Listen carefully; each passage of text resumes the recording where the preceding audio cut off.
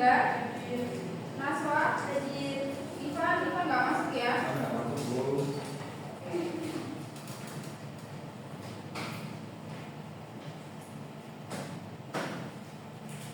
Sebelumnya ada yang udah tahu belum?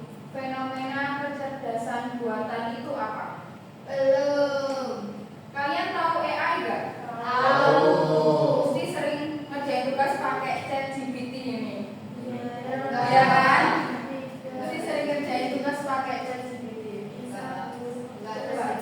Ibu pengen tahu selain ChatGPT itu ada apa aja? AI. Waduh, apa lagi? Apa ya? Buat AI. Itu buat apa? Untuk Cari jawaban. Kalau Gemini tadi buat apa? sama Bu, sama fungsinya kayak ChatGPT gitu. Oh banyak ya ternyata. Iya. Ada, Bu. Banyak.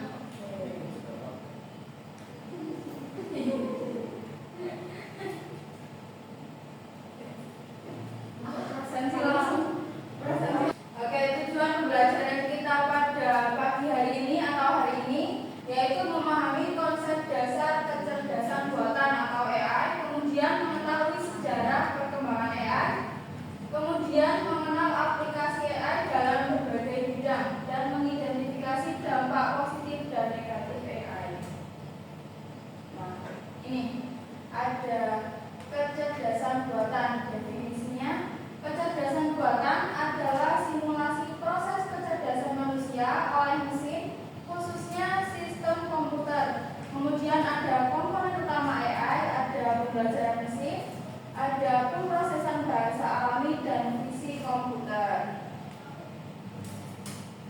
Ini ada sejarah singkatnya ya, dari 1950 sampai saat ini, dari awal pengembangan AI, dari Alan Turing sampai saat ini ada yang kalian sebutkan tadi itu ada ChatGPT, ada apa tadi? Gemini dan Buat AI. tapi di 1980-an ada yang namanya neural network. Itu mulai digunakan, kemudian berkembang. Di 2000-an ada era big data dan pada 2000-an ada era big data dan machine learning.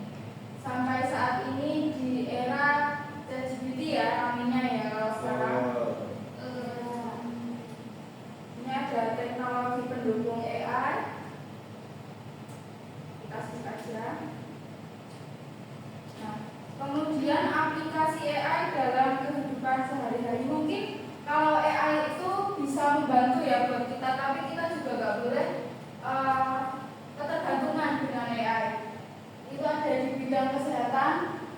Mungkin di ChatGPT itu kita bisa bertanya ya seperti Google ya, diagnosis penyakit atau tebak terjadi. Kemudian ada transportasi. Transportasi itu mungkin kita bisa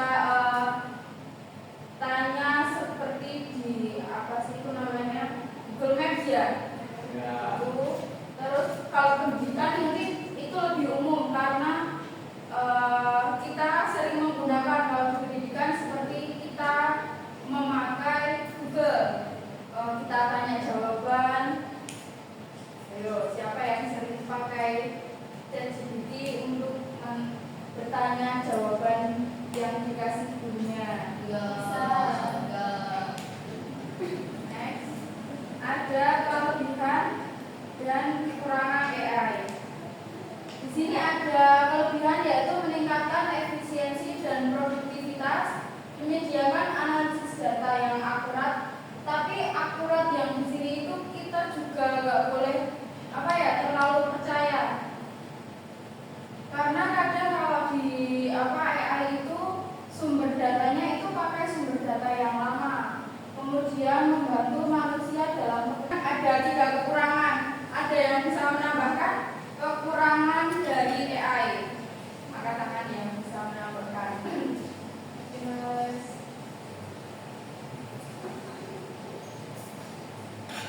ya kagum gitu.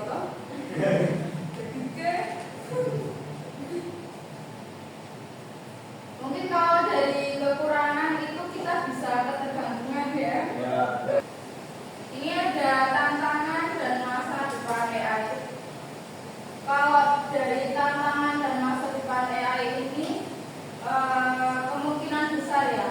Itu kalau kita pakai dari sekarang dan kita pakai terus, kalau setiap dari dulu ada tugas itu kita selalu tanya ke AI, ke ChatGPT itu, mungkin tantangannya kita kurang bisa berkembang gitu. Kita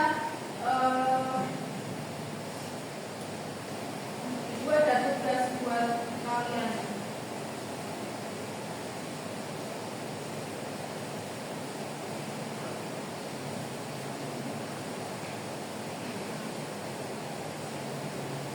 Untuk tugasnya ibu kirim di grup WhatsApp ya. Ibu akan mengucapkan di kertas ini.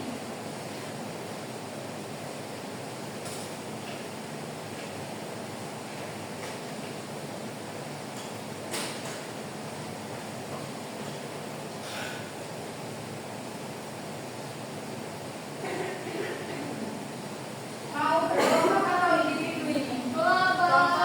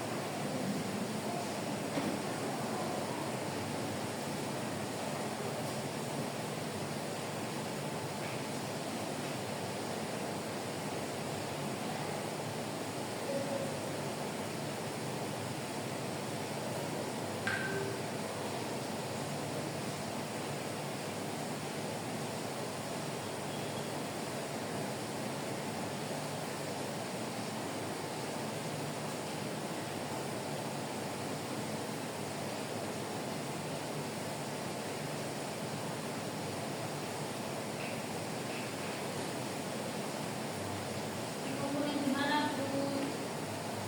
Presentasi. Nanti dikumpulin di depan terus kalian presentasi ya. Saya ibu